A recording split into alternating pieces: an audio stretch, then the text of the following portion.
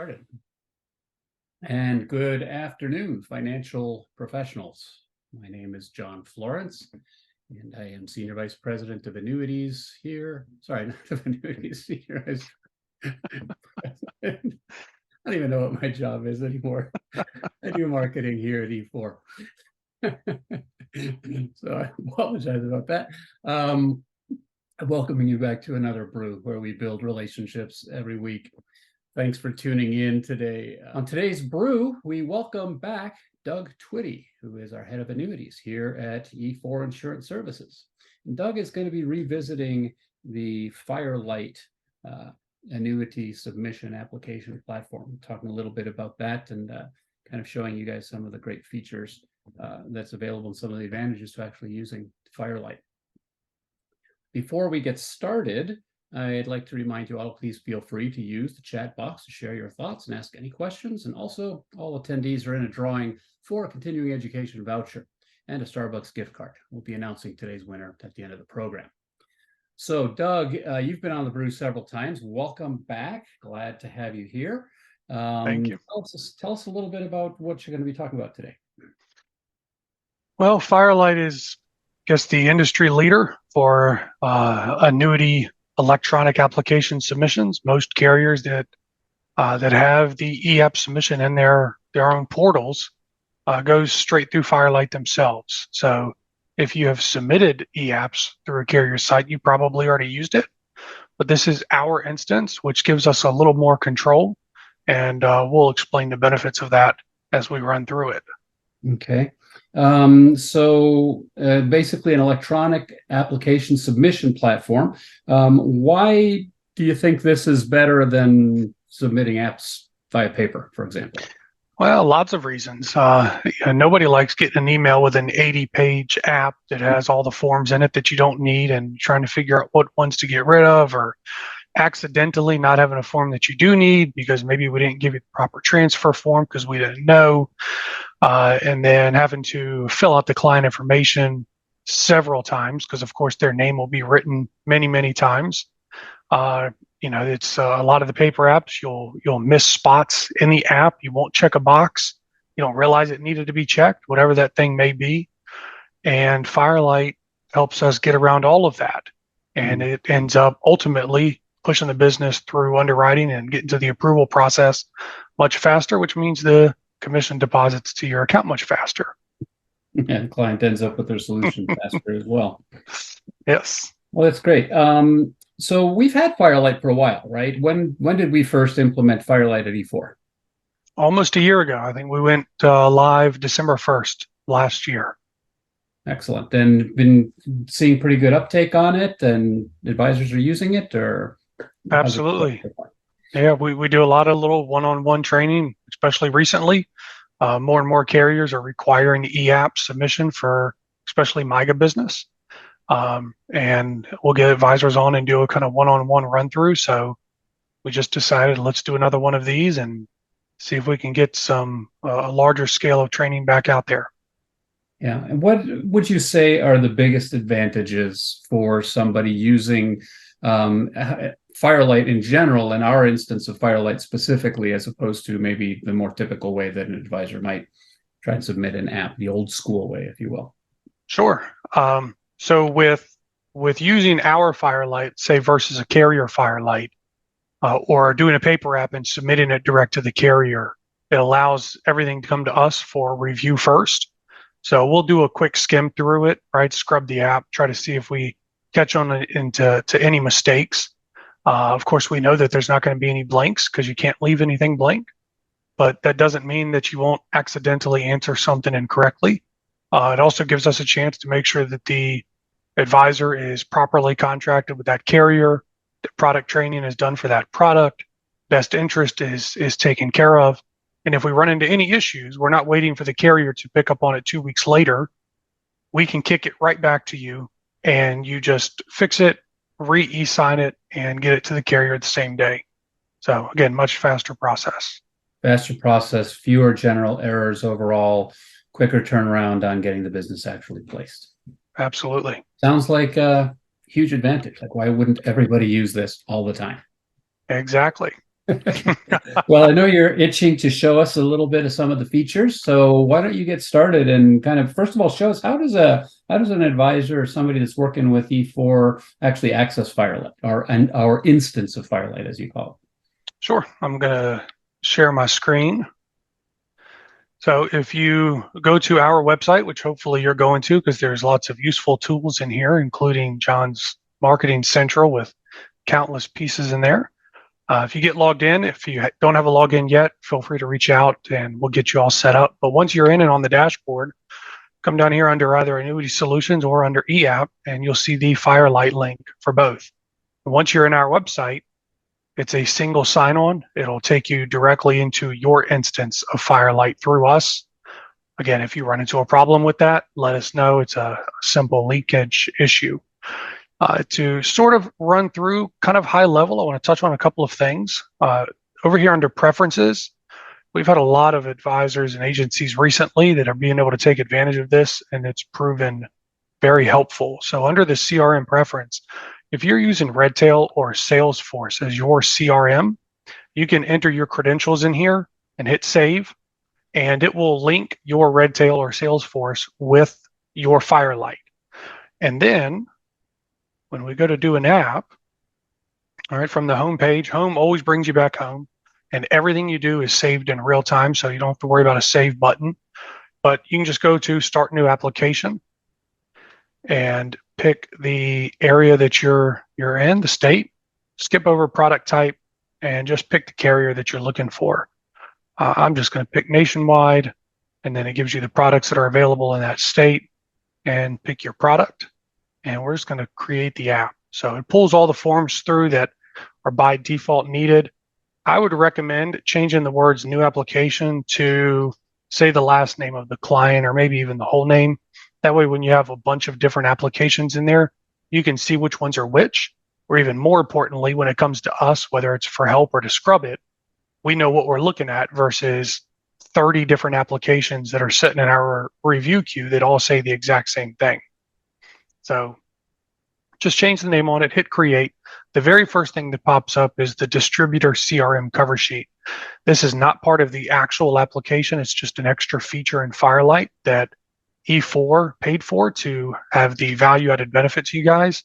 And if you went into preferences and you linked your Redtail or Salesforce, you can click get owner information. I can't show you the process because we don't use Redtail or Salesforce, but when you click owner info, you'll get a pop-up box and it allows you to search for the owner in your system. You select them and it'll pre-fill all the info in here from your system. And then you can do the same for joint owner annuitant and joint annuitant. If you don't use Redtail or Salesforce, ignore this page, right? It's not part of the actual app. Now, a couple of, well, let me go to the next page so I get this bubble that pops up. So over here in the down arrows, before we really dig into an app, you can see that this shows me all of the different parts of an application.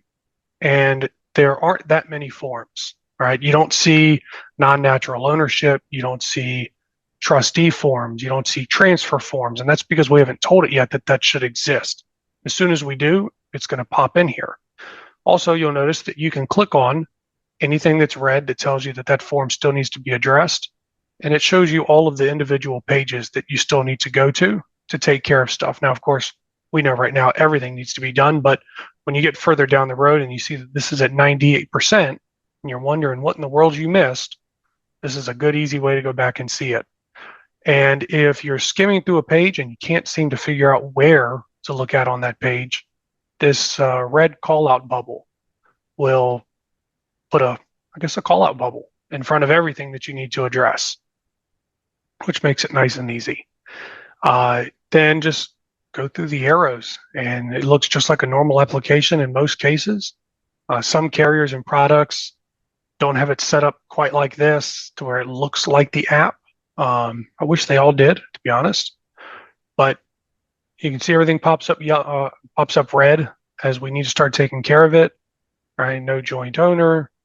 The owner is the annuitant, so we don't have to fill that out, and we can keep moving forward. Hey, Doug, what's the difference between a yellow box and a red box that you were showing on that last screen that you were looking at? Some of them were yellow and some of them were red. So the red, okay, so yeah, the red is required. Obviously, you might not have a middle initial.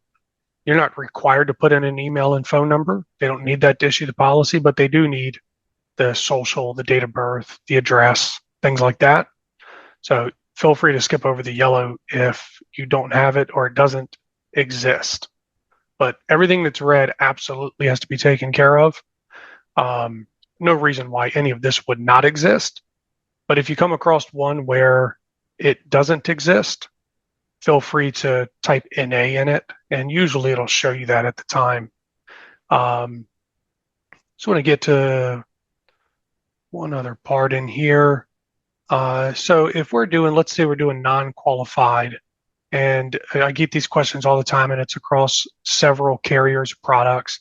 I can't click in here, right? And it seems reasonable that that's where I would enter the numbers.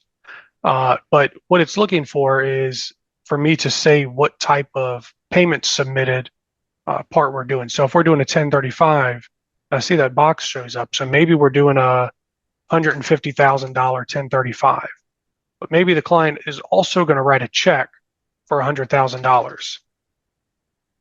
$100,000, not 10,000.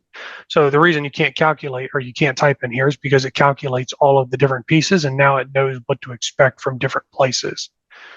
And then are we initiating from nationwide? Yes, versus us initiating outside. Now, as soon as I did that, we should get a transfer form that pops in there, right?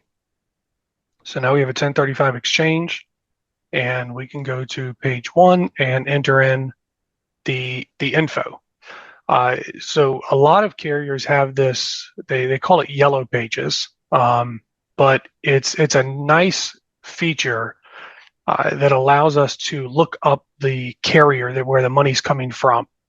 So the seeding company, we can say maybe it's coming from, hopefully Corebridge shows up. I didn't plan ahead here. So American General,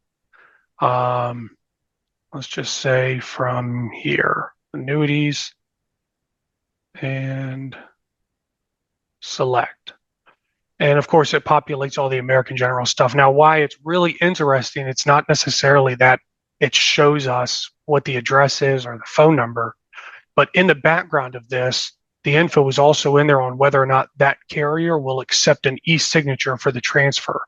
So if you have an organization that will not accept e-signatures and they're going to require wet signatures, the app will automatically push you in that direction, right? So there's no way for the app to know whether you've actually done it.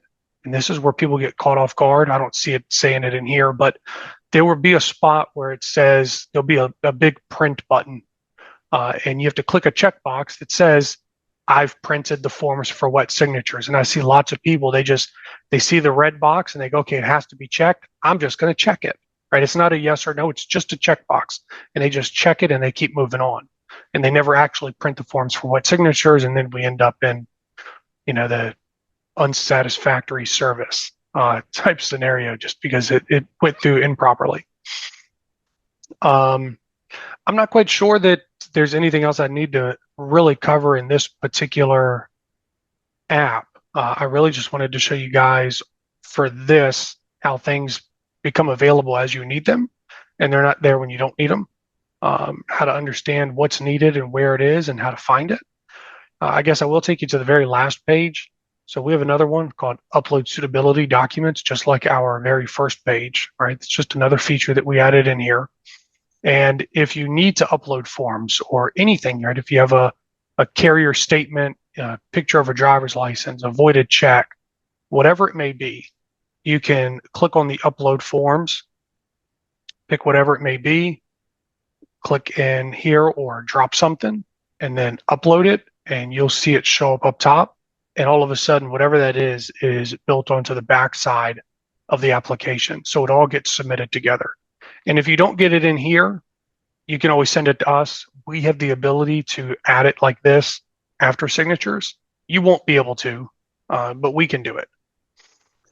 John, anything you can think of that maybe I didn't touch on in this particular app before I move on to the ending point for signatures? Well, yeah, you showed kind of jumping around over on that sidebar there. If somebody didn't do that, the process, if they just keep clicking the forward arrows, will it just walk them through, even as it's adding those additional forms so that, you don't have to wonder whether you visited all the sections or. So they're different. Different carriers and products are going to act a little differently. This one will allow you to go all the way to the very end. Of course, we're not going to hit 100%. And this continue button is not going to light up blue and let us click on it, right? We have to be at 100% to move forward. Other options, when you go in, they won't let you move forward for the most part until you have filled out certain things. So when you first go in, none of this even exists. You'll just see a couple of drop downs. I chose this one specifically because I like the way that it's laid out. It's very easy to read and see and understand. But either way, when the time comes, you can easily go up here and see what you need to go back to and pick it. But see these little boxes here that are highlighted red, if you can tell that they're red, right? Depending on maybe your eyesight or the brightness of your screen, you may not be able to see that. And that's where the bubble really comes into play, is it lights it up and lets you know to help take care of those pieces. And then of course, uncheck it when you don't need it up there anymore. It seems, I know, having completed many of these applications myself, it's easy to miss a box. It's easy Yes. to skip over a section thinking you have completed it. And it seems like one of the great advantages is that, you really can't miss anything here. It kind of becomes foolproof. And would it be accurate to say that using something like Firelight helps to reduce not in good order applications?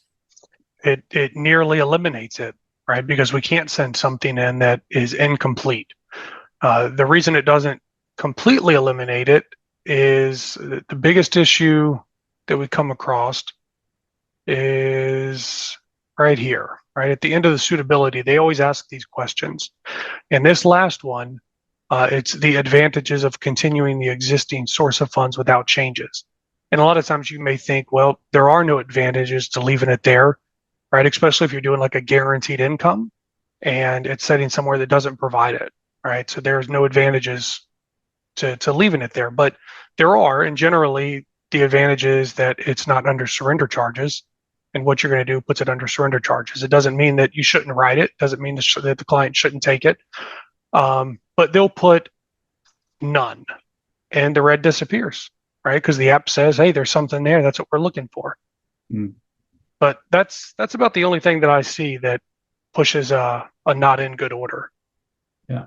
So you're showing us Firelight as it is implemented in the E4 web portal, correct? So somebody has to be registered on our portal, not just be able to access the website, but be able to get into the, behind the quote unquote paywall, if you will, not the paywall, but put your credentials in, and then you can access it by the way that you showed us earlier. But I know that Firelight gets implemented in other places as well. Like you can get Firelight through a carrier's website, or you get Firelight through maybe even a broker dealer that you might be affiliated with. So why would it be better for somebody to use our instance of Firelight as opposed to one of those other ones? Well, part of the reason you use an organization like us is the other services that we provide, and those services are scrubbing the apps, checking this to see if it says none, making sure that you're properly appointed, that the product training is completed, things like that. We can knock out a lot of issues before it ever makes it to the carrier. And as I mentioned, sometimes the carrier won't pick up on those and respond back to you for 2 weeks. And you really don't want to wait 2 weeks to address an issue like that. It's easier to knock it out, right then and there the same day, because we can decline it on our side in the review queue, send it right back to you. Of course, we'll tell you why we're doing that, and fix an issue, send it back out for signatures. It's mobile friendly and get it right back to us pretty quickly. Yeah. But if it goes through the carrier site, we can't do that. Also, if you're filling it out and you have questions, if you're running into an issue, if it's in the carrier site, I can't log in and look at it, right? But if you're doing it here, I can log in on the backside and I can go into the app right along with you and help you answer any questions or help you understand, part of the app. We do that quite a bit. Sounds like good reasons. Yep. Absolutely. So let's kind of go back before I let you move on to your next subject here. But the overall process is, again, log on to E4 website, go to the e-apps or under the annuity solutions area, complete that, and then go ahead and submit that once the application is submitted. And then what is the process after? You said it goes to our in-house first, so we're scrubbing it and coming, finding out if there's anything that's missing. And then what happens? Well, once we have it in good order, we just push it through to the carrier. So we're just a gatekeeper in the middle to make sure everything looks good before the underwriter gets a hold of it and decides it's going to be a hassle. Cool. Which nobody likes. So what's next?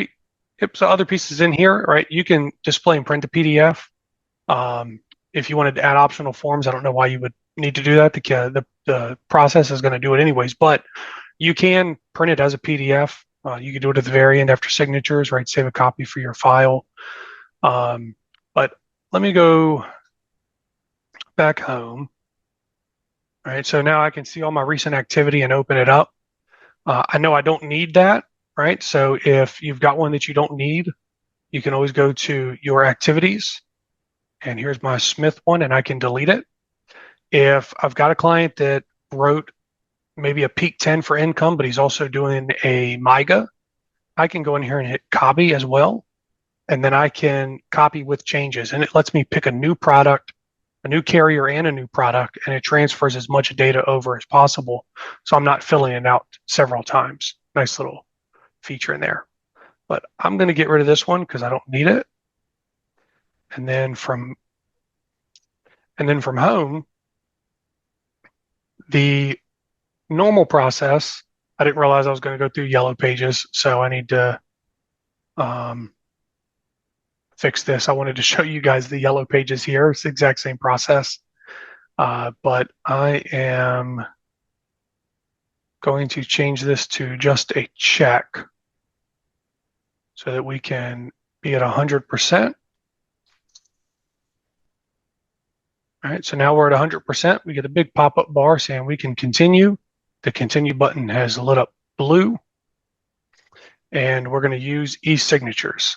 We'll show you this process in just a minute. I just wanted to show you the electronic typical way to handle it. So now it's locking the application. Everything that we've entered, it's going to lock it so we can't go in there and change anything because we're signing it. Right? If it allowed us to go in there and modify info after signatures, it wouldn't be a very good process. So as the agent, you can, when you look at in here, each bar is its own page, right? So we're looking at the application, customer profile, and a disclosure. So right now we're looking at this one. I can scroll down, look at the info, look at the next page. If I need to review it, right, we filled it out, so we know it's there. And now we're just going to say that I have reviewed and agree. Let's go into the next form. We're just going to do it again and do it again. So now we've looked at all the forms. We've said we agree with it. And I'm in Richmond, and I'm just going to hit I consent. And just like that, the advisor has completed and signed everything. Now, I don't know how quick you are with your signatures, but can you sign all the pages quite that fast? And then with the client, you can either send an email to them or you can click sign now, right? So if you send an email to them, you're going to put their name and email address for it to go to them. Your info is already in here. And then you have to put the last 4 digits of their social and their date of birth. Now, the reason for these two is because this has to be a secure document, but the client's not going to have an actual login. So they're going to use these 2 pieces to confirm that they're authorized to click that link and open the document, right? That's the security feature.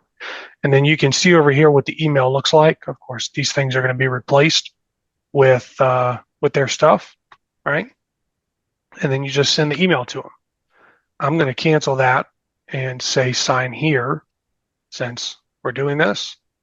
All right, so we'll just do, I'm going to put in some random numbers.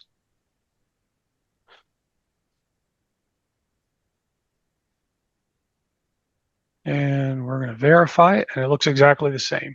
All right, we're just going to check the forms that we need. And We'll hit consent. Now, if you sent the email to the client, at this point, you will get an email that says the client has signed, right? Very important. You have to come back in to the app because you completed section 2. We need to complete section 3. All right, so this is where you can continue on and just hit yes. It's doing its thinking and it should finish it and just send it. Yep, so now we're finished and we can go to other actions and we can print the application. But our new business team just got an email that said that electronic test secure 4 was ready for review and to send to the carrier. So new business team, you can delete that. Also, what signatures, right? There's a lot of carriers and products nowadays that are requiring an e-application.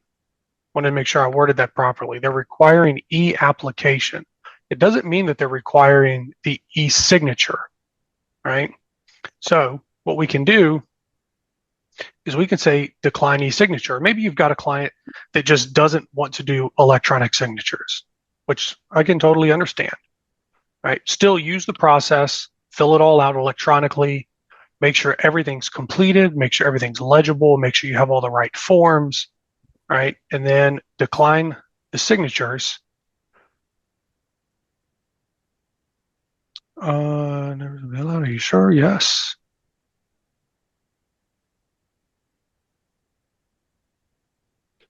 All right. So I think I moved too fast there. I can't back up because it's already pushed through. But after I got through the first one, that's where you, so just like I showed before, you can print the document and it'll have the Firelight code at the bottom right here. All right, so they know it's completed through Firelight. Wet sign everything and then scan it back in here. And then we can add it to the backside, which unfortunately I just pushed through that. But just like I showed you before, where it gives you that big button you can click and scan and attach. But that way you can do wet signatures on an e-application and still push it through Firelight properly. Any questions on that, John? No, it seems like everybody should be doing this, right? Seems like it Yeah, removes a lot of the hassle from the process. absolutely.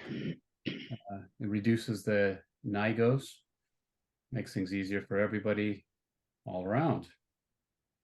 Absolutely. So we've how's the uptake been going on this, Doug? As I know you launched this program with us probably back in December of last year, so we're coming up on a year.